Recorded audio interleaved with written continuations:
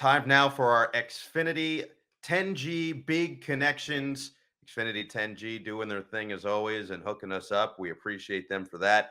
The Cannon Trophy is our Xfinity Big Connections for this week. Cannon Trophy is the Illinois-Purdue matchup.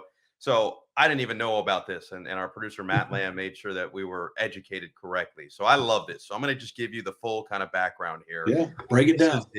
So this is the trophy that both these teams fight for when they play each year. And what actually happened was Purdue students got kind of outsmarted by Illinois faithful way back in the day. This was in 1905. Purdue students took a cannon to Illinois for the game. And the whole idea was that after the Boilermakers would win, they were going to fire the cannon. Well, Purdue won the game in a shutout, 29-0. And then the cannon went missing. And it came out years after the fact that an Illinois student had found that cannon, hidden it, moved it somewhere else, and didn't tell anyone until 1943, or at least it didn't become public knowledge until 1943. So we're talking about 38 years later where they find the cannon, and then they kind of used it as the symbol for this matchup. And eventually it becomes the matchup kind of history, the Cannon Trophy.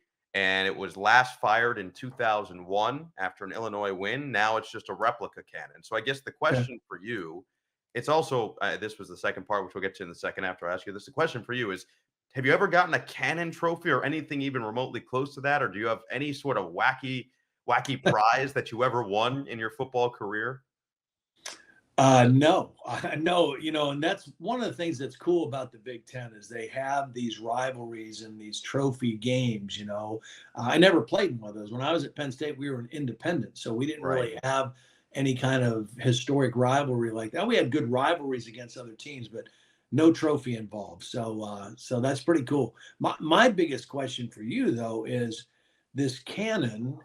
How big was it, the original, and how does it go missing? How does some student take it and hide it for 38 years? I mean, I'm curious about that. It feels kind of like some sort of Looney Tunes thing to me. It feels like the Roadrunner and the Coyote, something like that, where maybe they're just like they create a hole in the atmosphere and they put it in there, stick it there for now.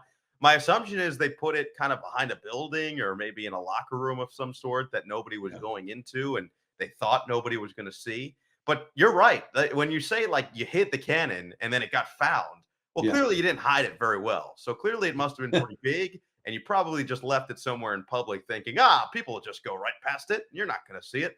Probably like Dino Babers' shirt from this past week, which was camo and blended in with the field when they went to the photo of him talking to the officials during the game, which was hilarious. The other part, this was the other part that Matt put down for us. Unofficially, the series has been called the Beef House Rivalry. The Beef House, which is a steakhouse in Covington, Indiana, is popular with both sports teams and is roughly midway between Illinois and Purdue, 47 miles from Ross-Ade Stadium and 44 miles from Memorial Stadium. So it's somewhere in the midpoint. I mean, first of all, is there better advertising that you could possibly have than to have a rivalry unofficially named after you? I don't think so, right? No, that would be good. That'd be good. Can we get the Mexican place in South Bend to be renamed for any time that Notre Dame and Ohio State play? Probably not. No, that's a no-go. All right. From game of the century to the Mexican restaurant, probably not.